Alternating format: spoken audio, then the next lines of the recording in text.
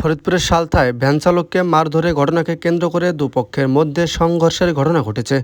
এতে অন্তত 10 জন আহত হয়েছেন। সংঘর্ষ চলাকালে উভয় পক্ষে 10 থেকে 15টি বাড়িঘর ভাঙচুর করা হয়।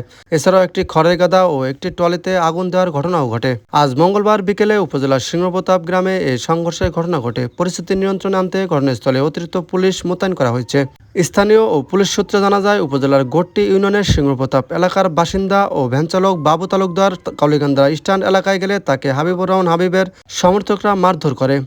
এই ঘটনাকে কেন্দ্র করে কাউলিকান্দা এলাকার হাবিবুর রহমান হাবিবের সঙ্গে ইব্রাহিমুল্লাহ সমর্থক গ্রুপের মধ্যে উত্তেজনা ছড়িয়ে পড়ে। এক পর্যায়ে উভয় পক্ষে দেশীয় অস্ত্রশস্ত্র ও লাঠিসোঁটা নিয়ে সংঘর্ষে লিপ্ত হয়। এ সময় বেশ কয়েকটি বাড়িতে হামলা ও ভাঙচুর চালানো হয়। এ সময় একটি খড়ের গাদা ও একটি ট্রলিতে আগুন ধরিয়ে দেওয়া হলে এলাকায় ধোঁয়ায় সৃষ্টি হয়। আহতদের মধ্যে কয়েকজনকে স্থানীয়ভাবে চিকিৎসা দেওয়া হয়েছে। গুরুতর আহতদের উপজেলা স্বাস্থ্য কমপ্লেক্স ও ফরিদপুর মেডিকেল কলেজে হাসপাতালে ভর্তি করা হয়েছে। তবে তাৎক্ষণিকভাবে আহতদের নাম পরিচয় জানা যায়নি।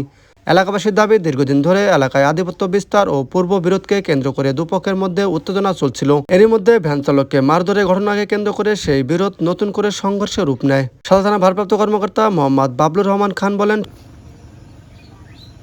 গোট্টি ইউনিয়নের সিংহপ্রতাপ এবং কাউলিকান্দা গ্রামে একটি ভ্যানালাকে মারাকে কেন্দ্র করে হাবিব পক্ষের এবং ইব্রাহিম সাবেক মেম্বার দুই পক্ষের মধ্যে ধাওয়া পাল্টা হয়। আমরা সংবাদ পেয়ে তাৎক্ষণিকভাবে আমি নিজের সহ আমার অফিসার ফোর্স নিয়ে এসেছি। মোটামুটি এখন পরিবেশ পরিস্থিতি কন্ট্রোলে আছে।